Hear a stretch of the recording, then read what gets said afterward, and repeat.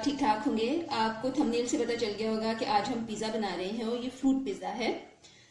इसके लिए आपको जिन इंग्रेडिएंट्स की ज़रूरत होगी वो आप देख लीजिए। मैंने मैदा लिया है, दैट्स ऑल-पर्पस फ्लावर, ये 2 कप है। सीजनल फ्रूट लिए हैं मैंने। आप कोई भी अपनी पसंद के फ्रूट्स ले सकते हैं। अगर स्ट्रॉबेरीज का सीजन है, आपको स्ट्रॉबेरीज पसंद है तो आप वो ले सकते हैं। एप्पल्स अगर आपको पसंद है तो आप वो यूज़ कर सकते हैं। आजकल आम बहुत अच्छे आए हुए हैं तो मैंने आम लिया है, एक आड़ू लिया है और फ्यू ग्रेप्स लिए हैं मैंने। ब्राउन शुगर हमें चाहिए होगी, 2 टेबलस्पून है। इसकी जगह पे आप हनी भी यूज़ कर सकते हैं। सॉल्ट लिया है, ये 1 टीस्पून है। शुगर लिया है मैंने, चीनी, ये 1 टीस्पून है। ड्राई एक्टिव ईस्ट हमें चाहिए होगा, ये 2 टीस्पून है। पिज़्ज़ा है, इटालियन है तो हम ऑलिव ऑयल मैं यूज़ कर रही हूँ, ये 2 to 3 टेबलस्पून आपको चाहिए होगा। आप इसके अंदर वेजिटेबल ऑयल भी यूज़ कर सकते हैं। दूध लिया है, लिक्वॉर्म आप इसे कर लीजिए। और इसकी जगह पे अगर आप ये वाला दूध यूज़ नहीं करना चाहते तो आप ड्राई मिल्क भी यूज़ कर सकते हैं। और फिर डो के लिए आप पानी यूज़ करिएगा। और इसके अलावा मैंने मोज़रेला चीज़ लिया है। और इसका प्रोसेस हम देख लेते हैं। सबसे पहले हमें इसकी डो रेडी करनी है। मैदे के अंदर मैं ईस्ट डाल रही हूँ, ये 2 टीस्पून है। सॉल्ट इसके अंदर जाएगा, 1 टीस्पून है ये। चीनी है, ये भी 1 टीस्पून है।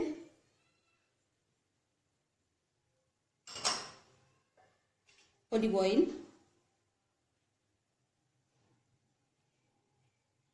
2 टेबलस्पून मैं डाल रही हूँ अभी, और बाद में हम डालेंगे। इन तमाम चीज़ों को आप मिक्स कर लीजिए और इसे मैं नीम गर्म दूध के साथ गूंद लूंगी। मैं पहले ही बता चुकी हूँ आपको, आप इसके अंदर ड्राई मिल्क भी डाल सकते हैं, 2 से 3 टेबलस्पून। और अगर आप ड्राई मिल्क डालते हैं तो फिर आप इसे पानी के साथ, नीम गर्म पानी के साथ गूंदिएगा। इसको मैंने अच्छे से मिक्स कर लिया है। अब इसके अंदर मैं ऑलिव ऑयल फिर से डाल रही हूँ। एक बार फिर से आप इसे मिक्स करें। टोटल 3 टेबलस्पून ऑलिव ऑयल डाला है मैंने इसके अंदर। डो को मैं ढक रही हूँ और अब इसे मुझे रखना है रूम टेम्परेचर पे। ऐसी जगह यहाँ पर हीट हो, इसे आप रख दीजिए। 2 से 3 घंटे चाहिए होंगे, ये फर्मेंट हो जाएगी, साइज में डबल हो जाएगी और उसके बाद हम इसको बेक कर लेंगे। और ये अच्छे से फर्मेंट हो गई है। अब इसको मुझे स्मूथ करना है।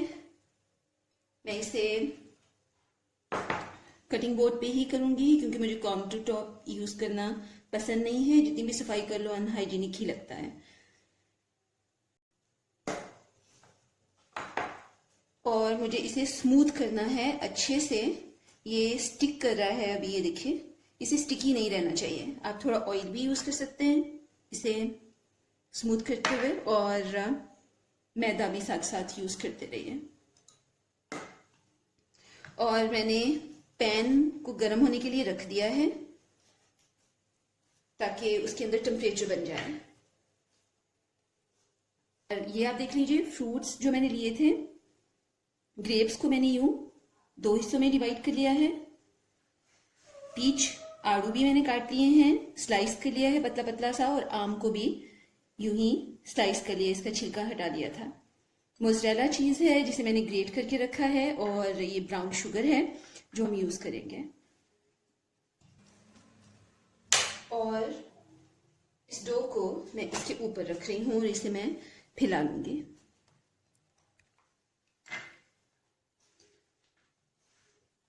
डो को मैंने पिज़्ज़ा पैन में डाल दिया है और इसे फैला लिया है। ख्याल रखिएगा यहाँ सेंटर से ये थिक नहीं होनी चाहिए, इवन होना चाहिए सब डो को हर जगह से।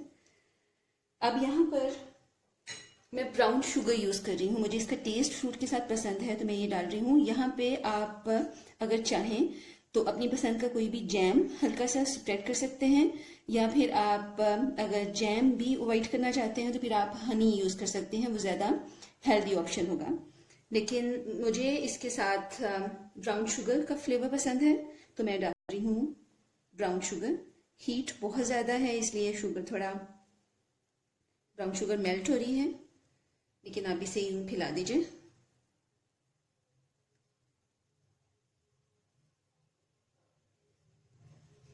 अब इसके ऊपर मैं ये फ्रूट्स डाल दूंगी।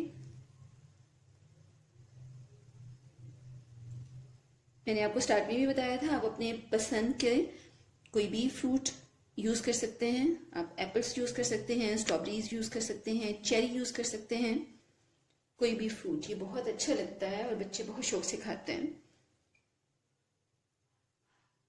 चिकन के साथ बनता है, वो नमकीन होता है। आप ये भी बनाइए, थोड़ा अलग हो जाता है टेस्ट और अच्छा लगता है खाने में, और एक डिफरेंट सी ये रेसिपी भी है। ये फ्रूट थोड़े पकते हैं, सॉफ्ट हो जाते हैं, तो इनका बहुत अच्छा फ्लेवर आता है। सब फ्रूट डाल दिए हैं। अब इसके ऊपर मैं चीज़ डाल दूंगी। चीज़ आप अपनी मर्जी से डाल सकते हैं, लेकिन इस पिज़्ज़ा में चीज़ कम रखिए, क्योंकि चीज़ का फ्लेवर नमकीन चीज़ों में ज़्यादा अच्छा लगता है। आप चीज़ अगर चाहें तो स्किप भी कर सकते हैं, उसके बगैर भी ये बहुत मज़े का लगता है, लेकिन बच्चे चीज़ पसंद करते हैं तो मैं इसलिए डाल रही हूँ।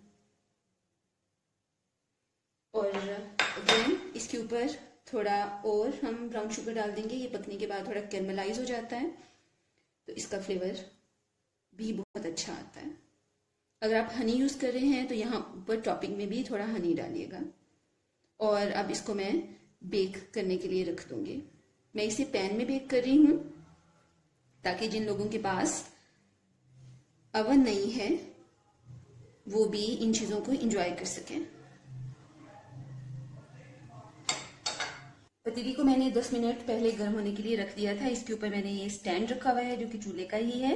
पिज़्ज़ा को मैंने रख दिया है पतीली के अंदर, और अब मैं इसको ढक दूंगी और मुझे इसे 10 से 12 मिनट तक बेक करना है, लो टू मीडियम हीट पर। मैं 12 मिनट के बाद इसे चेक करूंगी, अगर ज़रूरत पड़ी तो इसे 2-3 मिनट के लिए मज़ीद छोड़ देंगे, लेकिन 12 मिनट में ये रेडी हो जाता है। 12 मिनट के बाद मैंने इसे चेक किया, हमारा पिज़्ज़ा रेडी हो गया है। ऊपर इसके कलर नहीं आएगा क्योंकि हमने पैन में बेक किया है इसे, और उसमें ऑब्वियसली ग्रिल जैसी ऊपर से हीट नहीं मिलती है। लेकिन आप देखिए ये सॉफ्ट हो गया है हमारा फ्रूट। आप देख रहे हैं ग्रेप्स हैं, ये देखिए ये भी सॉफ्ट हो गए हैं, और इसके जो एजेस हैं इसने छोड़ दिए हैं। ये देखिए, इसका मतलब है कि ये रेडी हो गया है। मैं इसे निकाल रही हूँ इस मोल्ड के अंदर से और आपको काट के दिखाती हूँ।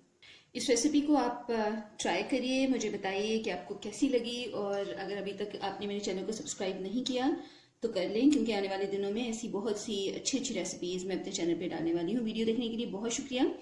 किसी और वीडियो में आपसे मिलते हैं। अल्लाह हाफिज़।